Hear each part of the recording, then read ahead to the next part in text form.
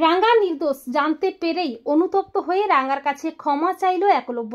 হ্যাঁ বন্ধুরা, আমরা এমনটাই দেখতে পাবো রাঙ্গামতি তীরন্দাজ ধারাবাহিকের আগামী পর্বগুলোতে। একলব্য, প্রমিতা ও বাড়ির সবাই মিলে রাঙ্গাকে অবিশ্বাস করে, রাঙ্গাকে ভুল বোঝে। আর রাঙ্গা নিজেকে নির্দোষ প্রমাণ করার জন্যে মাঝরাতে পুলিশের চোখ এড়িয়ে জেল থেকে বেরিয়ে যায়। এরপর রাঙ্গাকে না দেখতে পেয়ে পুলিশ ডিপার্টমেন্ট তন্ন তন্ন করে খুঁজতে থাকে। অপরদিকে ব্রেকিং নিউজে একলব্য ও বসুবাড়ির সবাই দেখতে পায় মাঝরাতে রাঙ্গা জেল থেকে পালিয়েছে। তা দেখে সবাই চমকে ওঠে। একলব্য আবারও রাঙ্গাকে ভুল বোঝে। একলব্য বলে, ছি, আমার ভাবতেও ঘেন্না লাগছে, আমি কিনা একটা দুষ্কৃতী মেয়েকে ভালোবেসেছিলাম। অপরদিকে পুলিশ ডিপার্টমেন্ট যখন রাঙ্গাকে কোথাও খুঁজে পায় না, ঠিক তখনই প্রমাণ ও আসল অপরাধীকে নিয়ে হাজির হয় রাঙ্গা। পুলিশ বলে, রাঙ্গামতি, তুমি জেল থেকে পালিয়েছিলে, তোমার মতো ক্রিমিনালের শাস্তি কিন্তু আরও বেড়ে গেল। আর ঠিক তখনই বৃন্দাকে নিয়ে হাজির হয় অফিসার সত্যজিৎ। সত্যজিৎ বলে, রাঙ্গা কোনো ক্রিমিনাল নয়, কোনো অন্যায় করেনি, তাই শাস্তিও পাবে না। রাঙ্গামতির বিরুদ্ধে চক্রান্ত করা হয়েছে, আর চক্রান্তটা করেছে মিসেস বৃন্দা বোস। সে প্রমাণও কিন্তু আমাদের কাছে আছে।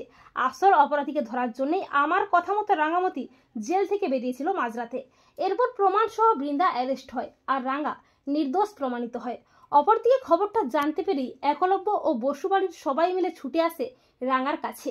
একলব্য নিজের ভুলটা বুঝতে পেরে অনুতপ্ত হয়ে রাঙ্গার কাছে হাত জোর করে ক্ষমা চেয়ে বলে, রাঙ্গামতি, রাঙ্গামতি, আমি তোমাকে ভুল বুঝেছি, অবিশ্বাস করেছি, আমি তোমাকে চিনতে ভুল করেছি। তুমি কি পারবে না, তুমি কি পারবে না আমাকে একটিবারের জন্য ক্ষমা করে দিতে? আমি কথা দিচ্ছি, আমি তোমাকে আর কোনোদিন অবিশ্বাস করব না। তখন রাঙ্গা বলে, তুই কেন ক্ষমা চাইছিস উড়ানবাবু? দোষটা তো আমার রে, তোকে ভালোবেসে, তোর পরিবারটাকে ভালোবেসে আঁকড়ে ধরে বাঁচতে চেয়েছিলাম রে। জানিস তো উড়ানবাবু, তোরা শহরের মানুষজন তো আছিস, শহরে আদব কায়দায় বড় হয়েছিস, আর আমি জঙ্গলের গ্যারামটোর মেয়ে। জানিস তো, দুমুঠো ভাতের জন্য লড়াইটু করতে হয়।